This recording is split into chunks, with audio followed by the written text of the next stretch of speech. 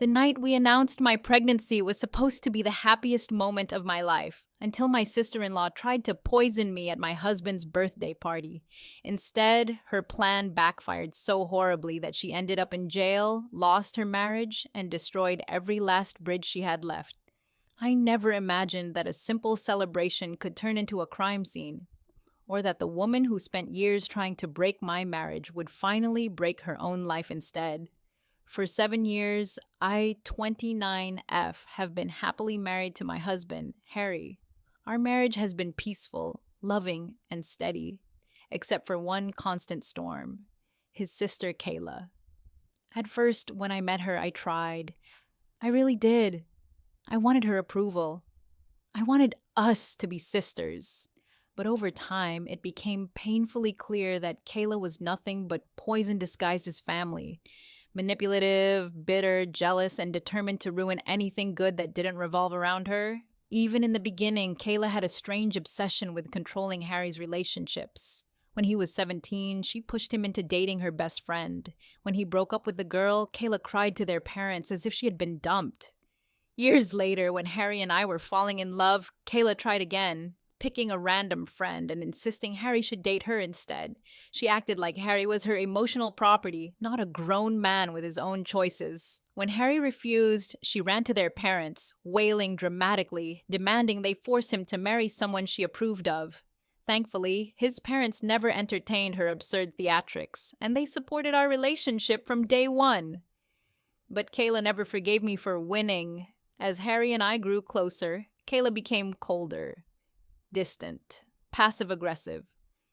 Every time I was around, she brought up Harry's exes, how great they were, how successful, how compatible they had been with him. She would mention that she ran into them and suggest Harry reach out. She even invited an ex to a family dinner behind our backs once, pretending it was an innocent coincidence. Harry noticed. He asked her several times to stop. She didn't. Instead, she mocked me, calling me insecure and claiming Harry deserved someone better. Over time, I realized Kayla had one talent: turning every moment into a stage where she played the victim and I played the villain. She stalked my Instagram like a hawk. She was always the first to watch my stories, the first to inspect my pictures, the first to run to Harry whenever a man commented something harmless. When Harry and I decided to move in together, Kayla begged him to break up with me. She made a list, yes, an actual list, of all my flaws and presented it to him like she was offering stock market advice. That was the first time I felt truly wounded by her. I wasn't just dealing with jealousy. I was dealing with a person who saw me not as family, but as a threat. And things only got worse when we got engaged. At our engagement celebration, everyone clapped and cheered. Except Kayla. She sat frozen, stiff, her face twisted with resentment. Then, without warning, she stood up, stormed out, and later called Harry, sobbing that she should have heard the news first. Then she sent me a borderline threatening message claiming she was the only woman who ever mattered in Harry's life and that I better treat him the way she approved of. That message chilled me. I didn't respond. I left her on scene, and that apparently pushed her over the edge. From then on, she ignored me entirely. She joined all wedding preparations uninvited just to criticize every decision I made. My dress, my colors, my decorations, even my centerpieces. She insulted every choice loud enough for others to hear. Then came the breaking point. While I was discussing centerpieces with my future mother-in-law, Kayla snorted and announced publicly that I had zero class and that this was why she wanted her brother to marry someone better. I snapped. I told her she was no longer welcome at my wedding. She gasped, as if I had wronged her, then ran to Harry demanding he control me. Harry stood firm. She apologized through gritted teeth, and I ignored that message too. I was exhausted, overwhelmed, and done with her cruelty. She still showed up to the wedding, but she didn't come dressed like a guest. She came dressed like a widow attending a funeral. A long black gown, a veil, somber makeup, the whole dramatic performance. She spent the entire event walking around telling people she was mourning the loss of her brother to another woman. Even Harry's parents kicked her out halfway through because she wouldn't stop causing scenes. After that day, I cut her off completely. When our son Nate was born, I refused to let her near him. She tried to fight it, but Harry's parents supported me. They knew exactly the kind of person she was.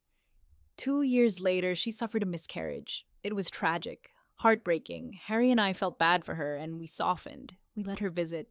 She was surprisingly sweet to our son, almost motherly.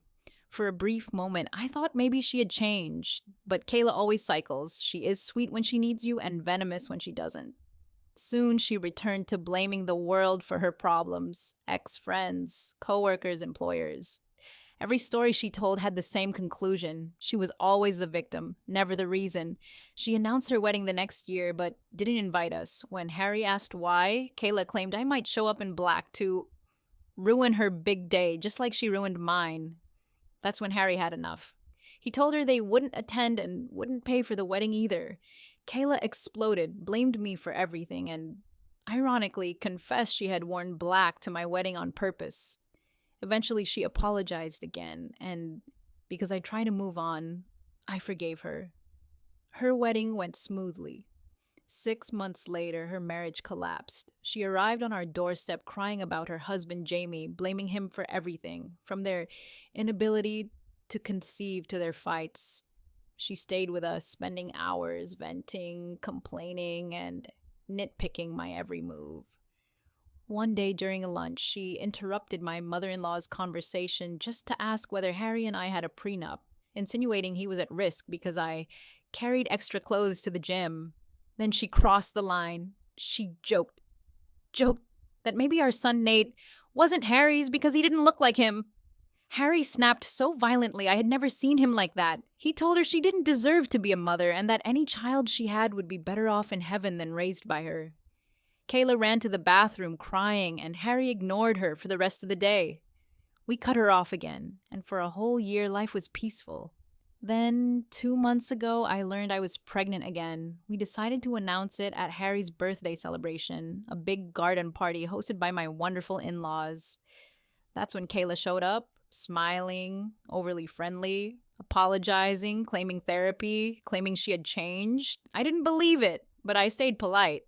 Then, when we announced the pregnancy, the entire family erupted with joy. Except Kayla. Her face twisted. Her eyes went dark. She turned away, furious. I didn't realize then that she had come with a plan. A calculated, deliberate plan. A plan involving my food. A plan that nearly killed her own husband instead of me. Kayla approached me during the party with a smile that didn't reach her eyes. She carried a plate in her hands, one she claimed she had prepared just for me, because she was so excited about the pregnancy. Her voice was sweet, too sweet, dripping with a strange, almost manic enthusiasm. She placed the plate in front of me like she was offering a peace treaty. I thanked her politely and looked down at the plate. Shrimp, piled right at the center. I froze. I am severely allergic to shrimp, so allergic that a small amount could put me in the hospital. Kayla knew this. Everyone did. It wasn't a secret. My throat tightened at the thought. I immediately assumed it was a mistake, but a part of me, a quiet, instinctive part, recognized something darker, something intentional, something that didn't belong in a family celebration. I stood up, quietly pushed the plate aside, and walked toward the buffet to get my own food. I didn't want to cause a scene, especially not at my husband's birthday. I just wanted to avoid the dish and move on, but fate didn't give me that chance. As I stepped away, Kayla's husband, Jamie, came over with a warm smile. He congratulated me on the pregnancy, asked how I was feeling, and then noticed the untouched plate in my hands. When I explained it had shrimp and that Kayla must have accidentally given it to me, he laughed softly and said, "Oh, don't worry, I'll just eat it. I love shrimp." He took the plate right out of my hands before I could react. I opened my mouth to protest, but he was already thanking me and turning away. I watched him walk toward a table and sit down with the plate. My stomach twisted. Something didn't feel right. 5 minutes later, the screaming started. Jamie clutched his throat. His face twisted. His body convulsed. He shoved the plate away, gasping for air, trying to stand, then collapsing back into the chair. People rushed to him instantly. Chairs crashed. Voices rose. Someone yelled for an ambulance. Harry and Kayla sprinted toward him. Kayla's face went pale when she saw the plate she gave to me. She looked at me with a wild, frantic expression and shouted, "Did you give him my plate?" I nodded weakly. Jamie collapsed to the ground. Chaos, screaming, running footsteps. Everyone stared at the plate. Everyone whispered. Everyone looked at me with horror. Because the truth was simple. The plate that nearly killed Jamie was supposed to be mine. Paramedics arrived, sirens blaring. They lifted Jamie onto a stretcher and rushed him to the hospital. The birthday party dissolved into fear and confusion. People left their food untouched. No one knew what had happened, only that it was serious, deadly serious. By the time the ambulance disappeared down the street, Kayla was sobbing uncontrollably, screaming that someone had poisoned her husband. She kept glancing at me with an expression that flickered between terror and accusation, as if I had planned this. I felt sick. My hands shook. My unborn baby. The thought of what could have happened to us. I nearly collapsed. My in-laws were trembling. Harry was white as a ghost. The police were called to collect the plate as evidence, and I couldn't breathe as they handled it. My pregnancy announcement had just turned into a crime scene. When we got home, the truth hit me like a punch to the chest. If Jamie hadn't taken that plate, my baby and I could have died. The thought sent me spiraling into panic. Kayla's face when she saw Jamie eat from the plate. Her sudden mood shift when we announced our pregnancy. Her forced sweetness before handing me the dish. None of it made sense until now, but fear held my tongue. I didn't tell Harry the truth immediately, not about the shrimp, not about the suspicion blooming inside me like poison. I blamed myself for giving Jamie the plate. I cried for hours. I couldn't sleep. But the guilt wasn't the only thing burning inside me. There was terror, pure, cold terror. What if Kayla had intentionally tried to hurt me? What if she wanted me out of the way? What if she hated the idea of me having another baby that much?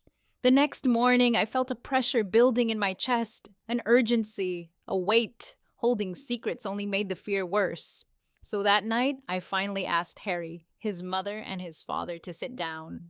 My hands trembled as I spoke. I told them everything, how Kayla had brought me the plate, how she knew about my allergy, how I found shrimp piled onto it, how Jamie had taken it only because he didn't know, how I feared, truly feared, that Kayla had meant it for me. Their faces changed slowly from shock to horror to rage. My mother-in-law gripped the edge of the table. My father-in-law went completely silent. Harry stared at me, his expression unreadable for several seconds, before his face darkened with a fury I had never seen before. Without a word, he opened the home security app on his phone. He searched the footage from the birthday party. And there it was, clear as day. Kayla walking toward me, Kayla handing me the plate, Kayla watching me react to the shrimp, Kayla watching Jamie take the plate instead. You could see something flicker across her face. Not surprise, not confusion, something darker, something calculated. My breath stopped as Harry set the phone down. The room went silent, heavy, suffocating. My mother-in-law began to cry. My father-in-law rubbed his forehead with a shaking hand. Harry looked like he was restraining himself from punching a wall. There was no more guessing, no more doubt, no more, maybe it was a mistake. Kayla had tried to harm me, and she had nearly killed her husband instead. My in-laws looked at each other with a sadness I can never forget. Then, slowly, my father-in-law whispered, "We're going to the police."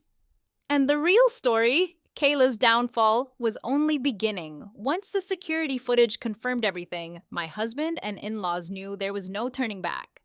This wasn't drama. This wasn't misunderstanding. This was attempted poisoning, and the victim had only been spared because he unknowingly intercepted the plate meant for me. My in-laws were devastated. You could see it in their eyes, the disbelief, the heartbreak, the shame. Their daughter, their own flesh and blood, had done something so monstrous that even they could barely process it.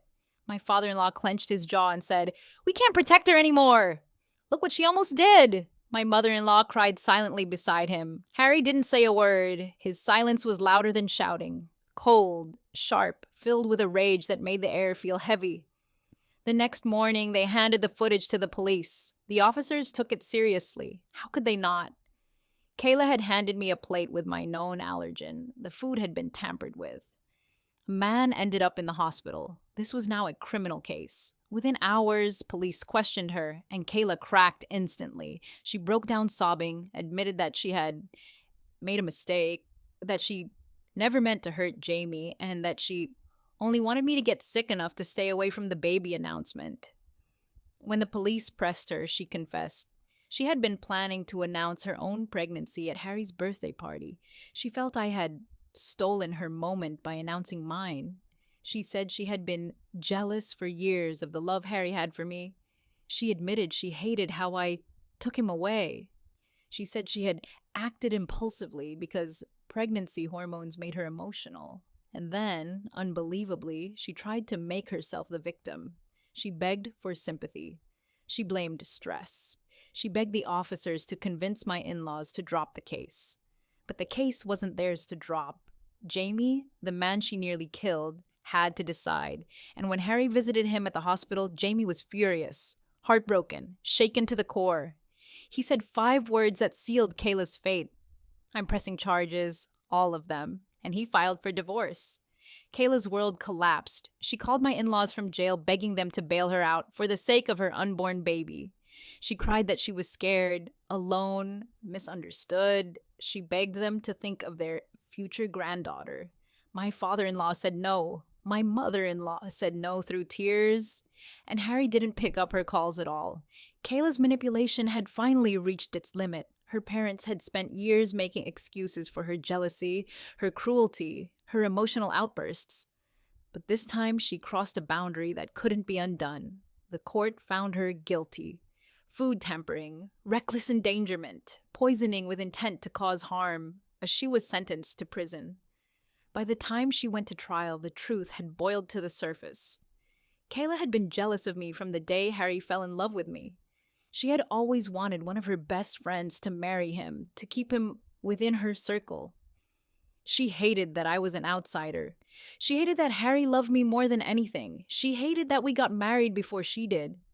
She hated that we had a child. She hated that we were having another. Her own words, spoken in court, were chilling. I didn't want her dead, I just wanted her gone. She said she thought she could get away with a mild allergic reaction. She thought I would end up in the hospital. She thought the spotlight would return to her. She thought she would announce her pregnancy and overshadow mine. Instead, she poisoned her own husband. Jamie finalized his divorce. He moved far away. We still invite him to family events because, despite everything, he was innocent and he nearly died for something he didn't deserve. As for us, life became peaceful again. Harry and I welcomed our beautiful baby girl months later. Her arrival filled our home with warmth, laughter, and healing. Our son Nate became the sweetest big brother, hovering around his sister like a tiny guardian angel. I still struggle sometimes. I fear food I didn't prepare myself. I jump whenever someone hands me a plate. My parents encouraged therapy, and they were right. I needed it. But I am healing, slowly, carefully, steadily. My husband has been my rock. His parents have been supportive beyond words. We have rebuilt our circle, stronger, safer, wiser. And Kayla, she's in prison, serving her sentence. She won't be out for a long time. She lost her marriage. She lost her freedom. She lost the family she tried so hard to control. She lost everything because her hatred of me grew bigger than her love for anyone else. And in the end, it wasn't me she destroyed. It was herself. Thank you for reading, and if you haven't subscribed yet, please do. More real shocking stories like this happen every day. And sometimes they happen right inside a family.